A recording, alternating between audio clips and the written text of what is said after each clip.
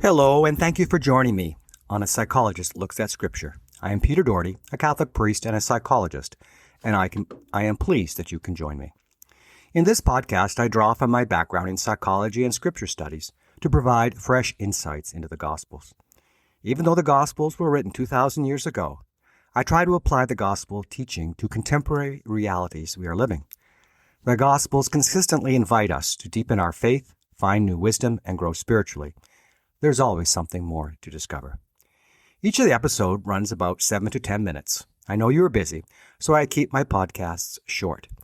If you have the time and are interested, please check out earlier episodes listed on the podcast website and on YouTube. Thank you so much for being part of this journey. Your support encourages me to keep on podcasting.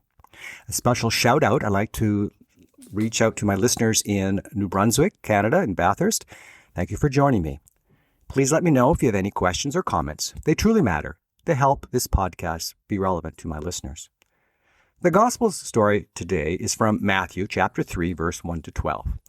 This Gospel will be read in churches on December the 7th, 2025.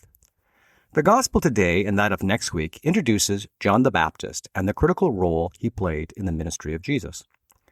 I have spoken about John the Baptist before in this podcast, and I invite my listeners to listen to my previous podcasts on John, released on December the 10th, 2023, and another one on December the 1st, 2024, for a more historical and theological approach.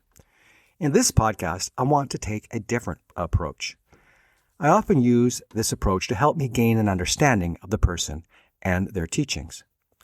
I focus on the information from the scriptures and try to figure out what likely was the backstory. I will attempt to explain more in detail as we unpack the life of John the Baptist. I am very careful in using tradition and historical context to gain insight into biblical times. Often tradition may have a political agenda and may not always be factual. For example, Christian tradition holds that Herodias, fearing John might come back to life if the body and head were together, had John's head buried in Herod's palace in Jerusalem. Islamic tradition, however, believes the head of John the Baptist is buried under a special pillar in Damascus, Syria, which once was the Basilica of John the Baptist. Some traditions also claim the head was buried on the Mount of Olives by Joanna, the wife of Chuza, where it remained hidden for centuries.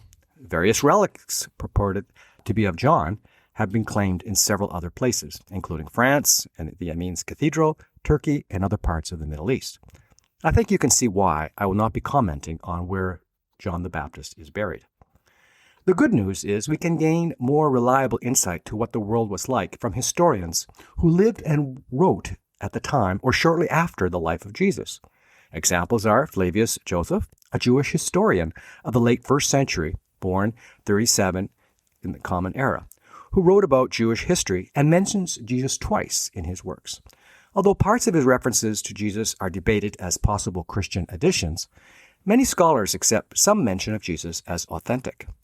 Tacitus was a Roman historian and senator who lived between 56 and 120 in the Common Era, who wrote about the execution of Jesus by Pontius Pilate in his historical records. He was not a contemporary, but lived shortly after Jesus' time. Another was Suetonius, another Roman historian who was active in the early 2nd century, who mentioned disturbances caused by the followers of Christus in Rome, which some interpret as a reference related to early Christians. So let's take a look at scripture references about John to gain a deeper awareness. We don't know a great deal about John, but there are clues that indicate who John was as a person. Hopefully, these facts will flesh out his message. I believe that it is helpful to understand Scripture when we have a better understanding of the underlying situation. We know about John's parents. His mother Elizabeth was a cousin to Mary, the mother of Jesus. His father, Zechariah, was a high priest from the priestly lineage of Abijah. Luke chapter 1, verse 5 to 6 introduces Zechariah and his wife Elizabeth, who were both righteous and faithful, yet childless because Elizabeth was barren and they were both advanced in age. Their situation reminds me of Abraham and Sarah, which we read in Genesis. There is no mention in the gospel of brothers or sisters, and because of the advanced age of his parents, John was likely an only child. Chances are that John was well educated as his father was a priest and would likely have made sure his son was familiar with the biblical teachings. His family was likely upper middle class, if not higher. His father was a prominent figure in the community. Therefore, John was probably familiar in speaking to people in power. He was raised in the village of Amiens, and I apologize if my pronunciation is not good, which is only 7 kilometers from Jerusalem. In fact, today it is part of Jerusalem. Likely John was exposed to many different types of people and likely had a very cosmopolitan view of life. We don't hear anything more about his parents. Because they were advanced in age at his conception, they likely had died before John began his public ministry. I think they would be shocked to see their only child living in the desert, wearing only a camel hair garment, and eating locusts and wild honey. John the Baptist is always represented dressed in animal skins and living in the desert. This is no accident. In Judaism, the desert represents a place of profound spiritual significance and transformation. It is symbolically associated with humility, renunciation of wealth, and spiritual preparation, serving as a setting where the Israelites received the Torah and developed a deeper relationship with God. The desert is understood as a place of both physical and spiritual testing, an environment that strips away distractions and worldly attachments to foster purity and devotion. The desert is also connected with exile, desolation, and judgment, but simultaneously is the place where God reveals himself and delivered the Torah, which is actually the first 5 books of the Old Testament, emphasizing a paradox of desolation and divine presence. The desert serves as a metaphor for the journey from slavery, from Egypt, to freedom, the promised land, marking a transition where the people matured and embraced their role as free and faithful followers of God. Rabbinic teachings highlight the desert's harshness as conducive for the Jewish people to abandon previous negative influences, i.e. slavery, and learn humility, serving the Creator sincerely and selflessly. Thus, the desert in Judaism is a symbol of both trial and spiritual renewal, of hardship leading to enlightenment. In summary, the desert represents exile and hardship, divine testing and revelation, and the transformative process of spiritual humility and readiness to receive God's commandments. The discovery of the Dead Sea Scrolls further draws attention to the numerous parallels between John's mission and that of the Essenes, with whom John may have been a member of, and where he received some of his religious training. John's diet was problematic. While okay on the short term, this diet of locust and wild honey lacks sufficient dietary fiber, healthy fats, and a broad spectrum of vitamins and minerals needed for optimal health. Honey is high in sugar and calories, so excessive consumption could lead to blood sugar spikes. Locusts, or grasshoppers, alone do not provide all the essential nutrients, especially certain vitamins like vitamin C and D, and some fatty acids that are necessary to sustain life on a long-term basis. I suspect his diet may have caused problems for him. I wonder if this short-term diet was a sign that his time in the desert would be short before he would be killed, like so many prophets before him. John was passionate about his faith. He could have chosen a comfortable life for himself, but he gave it all up for his faith. John was very successful in his ministry of calling people to a deeper relationship with God. So much so that at one point a delegation of Pharisees came out to the desert to find him and ask him point blank if he was the Messiah. The scripture passage where John the Baptist is asked if he is the Messiah is found in John chapter 1, verse 19 to 25. In this passage, religious authorities sent priests to ask John who he was. John plainly said, "I'm not the Messiah." They also asked if he was Elijah or the prophet, to which John also responded, "No." It's important to note that Jesus does not experience the Pharisees asking if he is the Messiah. As passionate as John was, it seems his experiences and hopes for change were not being met. It was indeed a challenging time for John the Baptist, especially when he had preached about the coming of the Messiah and even baptized him. He would have experienced depression and doubts because the Messiah was present, yet not with him. To make matters worse, he was imprisoned with no indication that he would ever be released. Some biblical scholars suggest that John the Baptist experienced a level of depression and despair or mental health issues because he felt ignored or abandoned by God. In his doubt, depression, and despair, he wanted a confirmation from Jesus if he was truly the Messiah. One of the most significant actions John took was when he sent two of his disciples to ask Jesus if he was the Messiah. Where it's written, John the Baptist sent us to ask you, are you the one who is to come, or should we expect someone else? We see this in chapter 7 of Luke, verse 18 to 20. John the Baptist experienced depression and doubt while imprisoned because his expectations of the Messiah's immediate deliverance was unmet.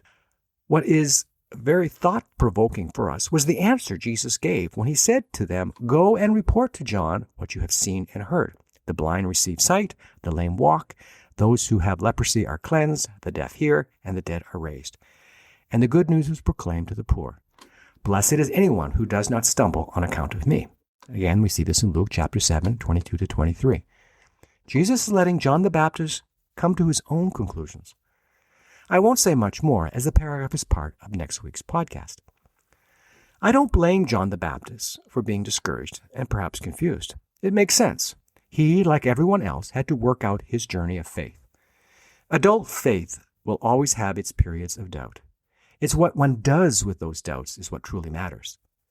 As I mentioned earlier, even though John was imprisoned, he sent two of his disciples to Jesus to ask Jesus to confirm his Messiah status.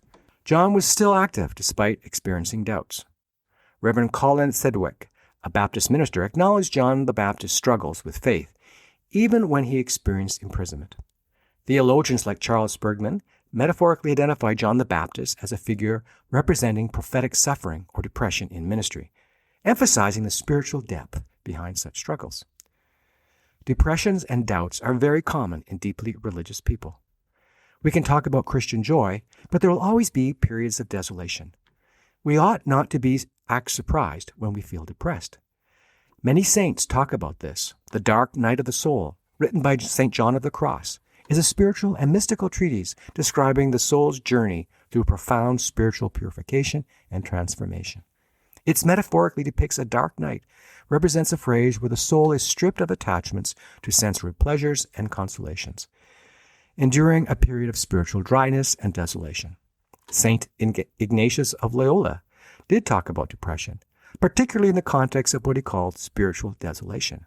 He experienced severe depressive episodes himself, marked by symptoms such as poor concentration, indecisiveness, recurrent thoughts of death and suicide, loss of interest in prayer, agitation, and self-punishment, i.e. fasting, weight loss, and chronic fatigue. His writings and experiences reveal the psychological depth of what we would now recognize as a major depression. We are now learning that Mother Teresa of Calcutta did talk about her experiences that resemble what modern understanding might be referred to as depression or spiritual dryness, often described as spiritual darkness.